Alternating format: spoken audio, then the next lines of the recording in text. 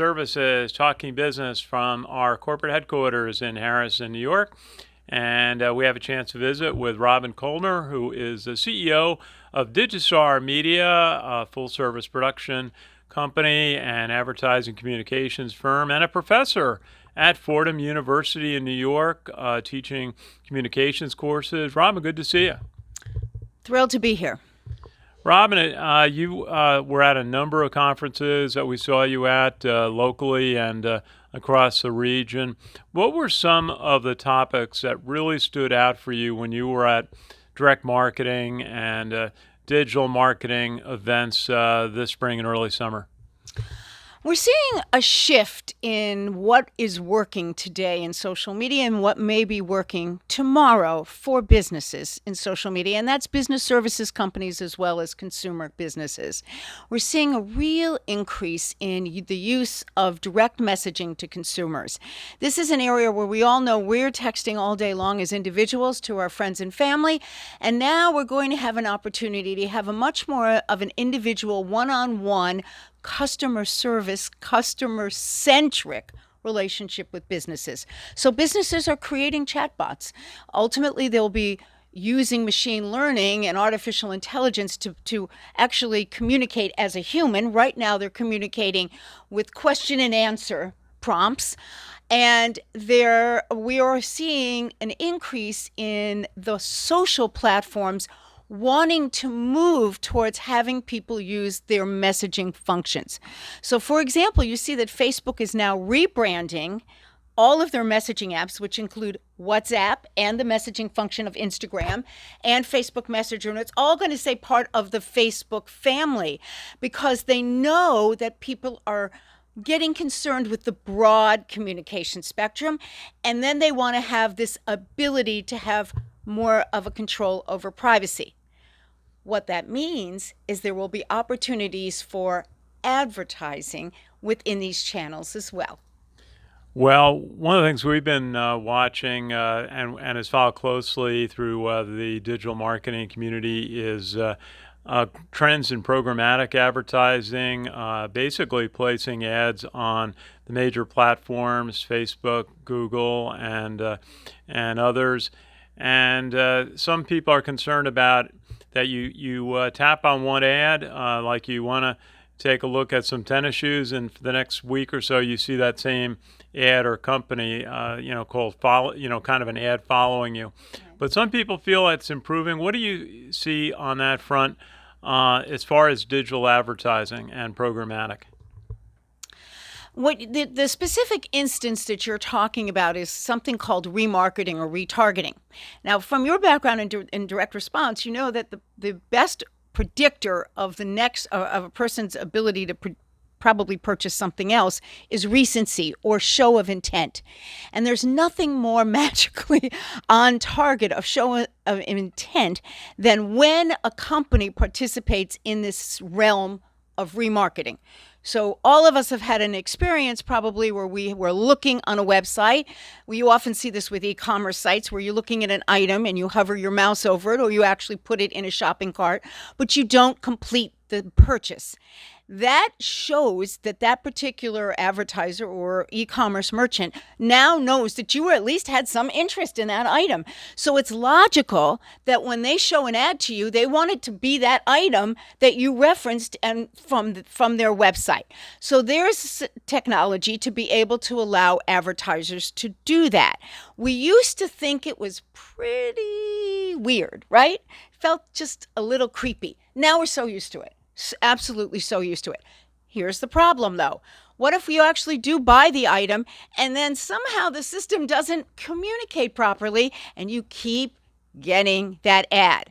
So what that's really showing is that we need more development in this area to make it better. I might also add that particular function, which is very, very popular for Facebook advertisers, does have a little problem when it comes into this area of privacy. And so that function may or may not exist going forward.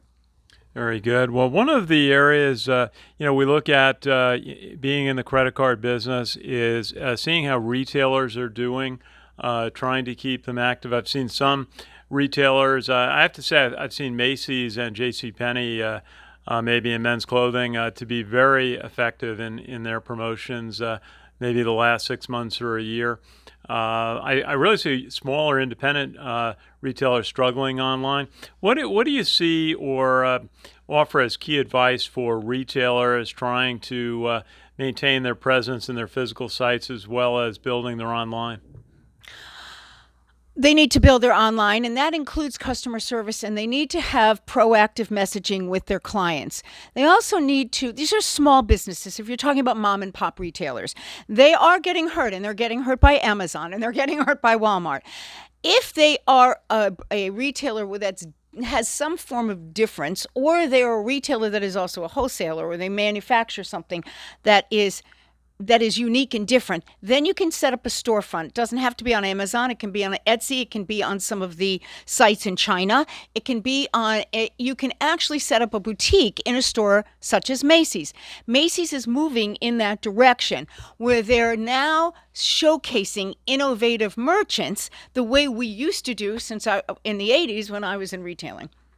Very good. And one of the things that you and I were talking about is that's growing. It's one of the favorites of my wife is voice activated search, going onto a phone to ask the question verbally versus tapping in a request into a search engine. And there was a very good session you and I were talking about at the New England Direct Marketing Association about the improvements in voice activated search. Why do you see this as improvement, and how can more organizations benefit, help their customers by using voice-activated search?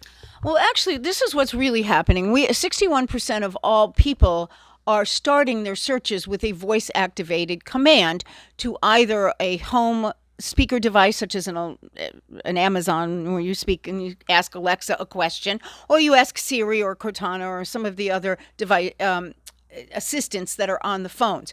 When you ask them a question, they don't give you 1,000 responses. They only give you one response. So businesses are actually getting hurt by this. It affects search engine optimization and search engine marketing, in a very prominent way. If Google is going to be the one answering the search, they will give priority to people who pay for advertising. So this is going to be a pay-to-play platform concept as well. What businesses can do in the interim is get very high focused on their search engine optimization activities so that they create what's called a rich snippet. The featured snippet is going to help a business stand out among the other businesses that may also operate in a particular area. And Robin, one of the topics that you have developed is influencer marketing, and a big factor in social media, a big factor in consumer marketing. Tell us a little bit, what are some of the keys that you found about the impact of influencer marketing, how to do it? People are finding that better results when they reach out to what is called a nano influencer or a micro influencer. When influencer marketing first started, people would go to individuals who had the largest following. But in fact, the people with the largest following are not getting the same level of engagement or reach as someone who might be influential in a very small niche market or in a local market. So small businesses, for example, can find a lot of great results and it isn't that expensive to build relationships with people who may be influential with their particular prospective customers. Very good. And one of the things that we're seeing is, I would say, a bit of a generational difference in how young adults use their smartphones, view social media versus how we may do it in the business community, or those of us who may look at it more as a kind of a publishing communications vehicle. How is the generational approach different that you see? You mentioned it sometimes works out that there are different platforms that young adults are looking at than perhaps our generation. You always see a movement. So younger generations will try a platform and the older generations kind of follow them. And sometimes platforms become popular because younger people want to avoid their parents seeing what they're doing on certain platforms. That actually led to the rise of Instagram. That was what fueled the popularity of Snapchat and is now fueling the popularity of something called Tik Tok, which is a merger of a Chinese app with an American app called Musical.ly. And so they're short form videos where people are often dancing and lip syncing, or the way we do in karaoke, to music. Well, there's a lot going on, and we're trying to keep up. But it can be some very effective tools here for business marketers, for financial service marketers. And you're going to be talking a lot about that this fall in your classes at Fordham University. Why don't you tell us about some of the courses and some of the topics that you'll be developing this fall? Well, I'm thrilled to announce that the program, which we started in the Westchester campus in West Harrison 14 semesters ago, is now expanding to our Lincoln Center campus.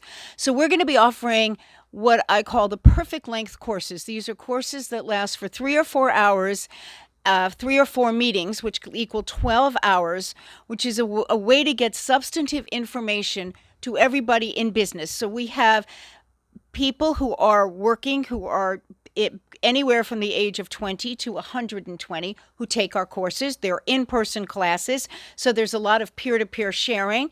There's some project work to be done, and we cover all of the important aspects of digital marketing. We cover social media in an intermediate and an advanced way. We cover search engine marketing, Facebook and Instagram, Twitter advertising, Pinterest advertising, which is getting very popular as well. We have a course in digital marketing analytics, which is a deep dive into Google Analytics.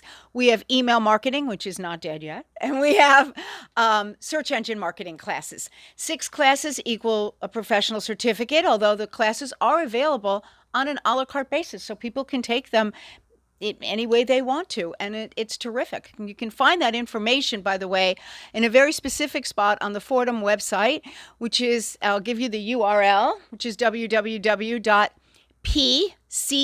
which stands for Professional and Continuing Studies, P like Peter, cs.fordham.edu/digital, and you'll get right to our homepage. Well, that's terrific. And I think email marketing is still a fundamental way to communicate with people as a first effort.